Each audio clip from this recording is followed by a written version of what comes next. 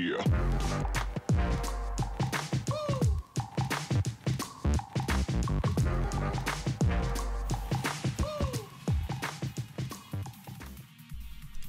Hey everyone, my name is Sean Arnold and this is my deck building and ability guide for Gideon in Paragon. I will have a gameplay video of him a little bit later today, but this is just for the behind the scenes stuff and preparing to fight.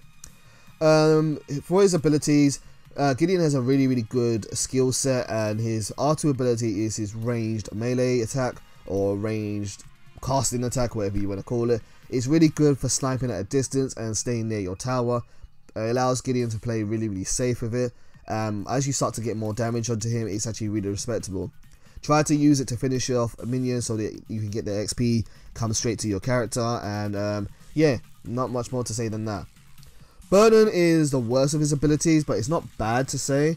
What it does is it puts a damage over time debuff on your opponent, which reduces their movement speed and does 12.5 ticks of energy damage over 3 seconds.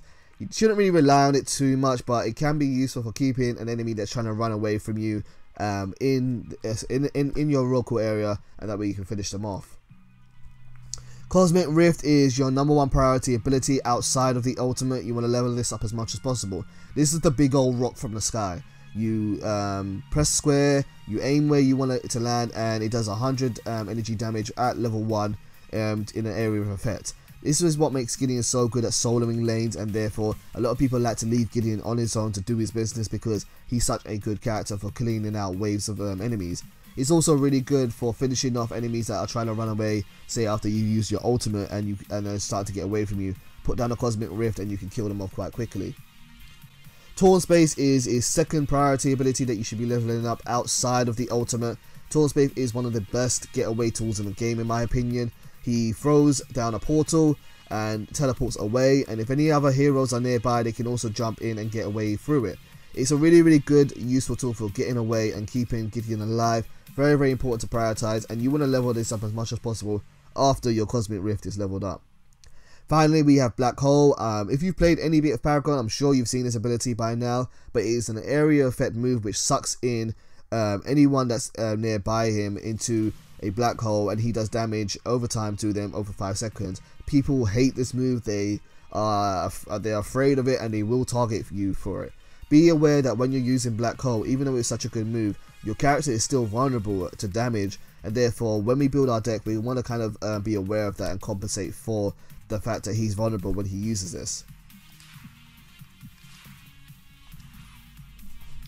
So it is a basic deck that I like to use for Gideon. This is using very basic cards and nothing that you kind of have to rely on packs. As you get more packs and more rewards, you will want to upgrade these cards for better cards, but I've tried to make this as open for as many beginning players as possible. Your prime card is pretty obvious. You want to go for the Archmagus. He's a mage after all, and he gives you extra energy damage. The 3 consumables, what I like for Gideon is 1 Harvester Key, 1 Mana Potion, and 1 Scout Sword. Often I will take these at the start of the game. The Harvester Key is what I always say you want to have available because you don't want to rely on a bad team to set up your harvesters for you. 3 minutes, 6 minutes, 9 minutes. Look at the map. If at 3 minutes or 6 minutes or 9 minutes someone isn't running to the jungle to build your harvester, you need to go do it yourself because harvesters are so important to pushing for victory. So make sure you always have this in your deck available. You don't always have to take it, and in fact you can look at your team's composition when you start off by pressing down the touchpad button. If the other people are taking keys, then hopefully you won't need to use it, but just in case, always have it there. Mana Potion allows you to be is a really good card to get at the start of the game in the early levels because it gives you free mana and it allows Gideon to be out in the field for longer. You want to stay out in the field for at least the first 3 minutes of the game so that you can then go and use your Harvester Key if possible, and this will allow you to stay out for at least that duration of time. So definitely want to take a Mana Potion with you and then recharge it at base when you need to.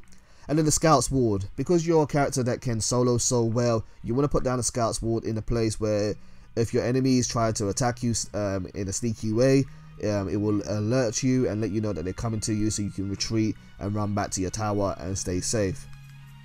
Now, once you've got used your consumables and you start to gain some card XP, what I like to recommend is starting to build Gideon's defense. From levels 1 to 5, Gideon doesn't have a lot of defensive options, so you want to build a little bit of armor for your character until you get your ultimate. And like I said earlier, when you use your ultimate, you're vulnerable, so you want to kind of mitigate that as much as possible.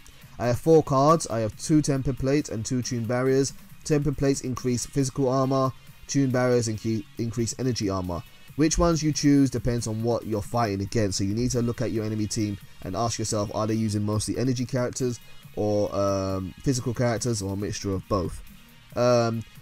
Once I've got my first 3 card points, I will choose one of these cards and then I will start trying to upgrade it fully. Then I will go for a damage dealing card.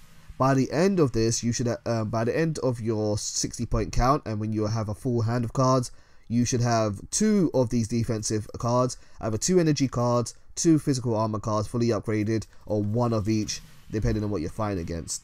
You just got to be flexible and acknowledge what you're fighting against with this.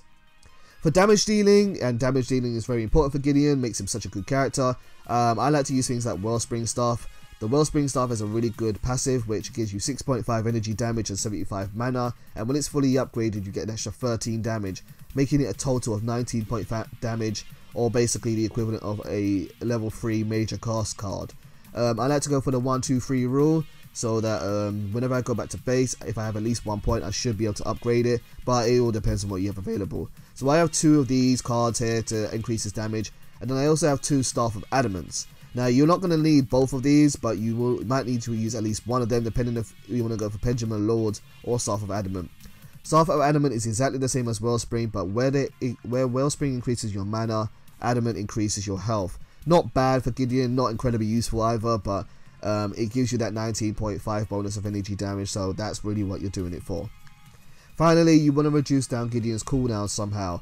The maximum cooldown cap is 40%, and depending on what you can, you'd want to try and get to this as close as possible. So I like to go for Pendulum of Lords with 3 advanced chrono cards. It's typically one of the last cards I will go for, depending on how good my damage is. If I don't need to stack more damage and I think I can kill enemies fine, then I'll go for this early, or if I need to stack damage on, then I'll go for this last. It depends on the situation you're in. Pendulum of Lords is really good for this. It gives a 5 bonus in cooldown reduction, plus some extra mana and 100 health. And advanced chrono, try to just stack as much chrono onto it as you can. Once you get better cards, you do want to kind of change these up a bit.